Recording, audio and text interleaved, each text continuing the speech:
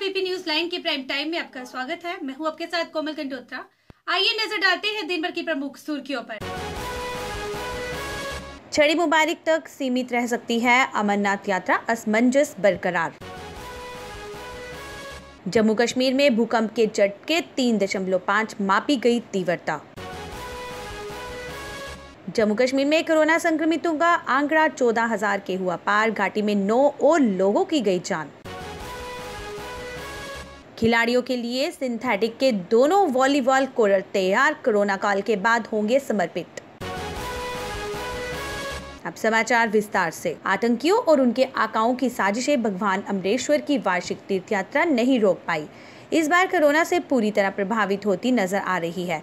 पौराणिक तौर पर अमरनाथ यात्रा के संपन्न होने में मात्र 15 दिन शेष हैं, पर राज्य प्रशासन यात्रा पर फिलहाल असमंजस में है। इस बीच सूत्रों के मुताबिक यात्रा सिर्फ पवित्र छड़ी मुबारक तक ही सीमित रखी जा सकती है। जम्मू कश्मीर में सोमवार रात को लगभग 10 बजे भूकंप के तगड़े झटके महसूस किए गए। नेशनल सेंटर फॉर सिस्मोलॉजी के मुताबिक 3.5 तीव्रता के इस भूकंप का केंद्र कटरा से लगभग 87 किलोमीटर पूर्व में था। हाल के दिनों में देश के अलग अलग हिस्सों में लगातार भूकंप के झटके महसूस किए जा रहे हैं। जम्मू कश्मीर में कोरोना संक्रमण से हालात विस्फोटक होते जा रहे हैं। सोमवार को प्रदेश में रिकॉर्ड 751 नए संक्रमित मामले सामने आए। इसमें जम्मू संभाग से 240 और कश्मीर से 511 मामले शामिल हैं। इसके साथ प्रदेश में संक्रमित मामलों का आंकड़ा 14,000 के पार हो गया है। इस बीच कश्मीर में 9 और लोगों की कोरोना संक्रमण से मौत हो गई। इसके साथ मरने वालों का आंकड़ा 254 तक पहुंच गया है, जिसमें कश्मीर संभाग से 234 लोग शामिल हैं। मौलाना आजाद स्टेडियम में वॉलीबॉल खिलाड़ियों के लिए सिंथेटिक के 2 कोर्ट बनकर तैयार हो गए हैं। कोरोना काल संकट खत्म होने के बाद खिलाड़ियों को दोनों कोर्ट समर्पित कर दिए जाएंगे। जम्मू कश्मीर में कोरोना संक्रमण के लगातार बढ़ रहे प्रसार को देखते हुए सरकार ने सख्त कदम उठाने शुरू कर दिए हैं। इसके तहत एसओपी का उल्लंघन करने पर जुर्माना लगाने का प्रावधान किया गया है। नई व्यवस्था पूरे केंद्र शासित प्रदेश में तत्काल प्रभाव से लागू हो गई है। सार्वजनिक स्थानों पर थूकने और सामाजिक दूरी का पालन न करने वालों पर 500 से 3,000 रुपए तक जुर्माना लगाया जाएगा। उपराज्यपाल जीसी मुर्मू ने सभी जिलों के उपायुक्तों को इसके लिए अधिकृत किया है।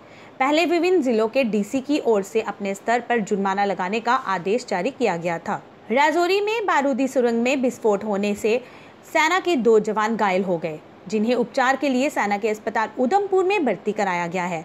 अधिकारियों ने मंगलवार को बताया कि राजौरी जिले के नौशहरा क्षेत्र में एक बारूदी सुरंग में विस्फोट हो गया। इस दौरान 2 सैनिक घायल हो गए, जिन्हें प्राथमिक उपचार के बाद आनंद फानन में सेना के अस्पताल में भर्ती कराया गया है। सुरक्षा बलों ने हिजबुल मुजाहिदीन के आतंकी मॉड्यूल का भांडाफोड़ करते हुए मददगारों को गिरफ्तार किया है। उनके पास से असॉल्ट राइफल के कारतूस, डेटोनेटर और पोस्टर जब्त किए गए हैं। इस मामले में चरारे शरीफ थाने में मामला दर्ज कर दिया गया है। मामले की जांच की जा रही है। सुरक्षा बलों को पुख्ता इनपुट मिले थे कि इलाके में हिजबुल का मॉड्यूल सक्रिय है। इसमें 3 मददगार प्रमुख रूप से आतंकियों की मदद कर रहे हैं। इसके बाद सोमवार को 53 राष्ट्रीय राइफल्स और सीआरपीएफ की 181वीं बटालियन ने पुलिस के साथ नाका लगाकर जांच शुरू कर दी। जिला पुंछ के ऊंचाई वाले इलाके डोक गुमसार इलाके में आज मंगलवार सुबह आसमानी बिजली गिरने से 2 लोगों की मौत हो गई। यह हादसा उस समय पेश आया जब ये दोनों अपने मवेशियों के लिए एक पहाड़ी पर चारा काट रहे थे। पुलिस ने बताया कि जिस इलाके में यह हादसा पेश आया है वे काफी दूर है। मोहरा बच्ची के चौकीदार ने इन्हें इस संबंध में सूचित किया।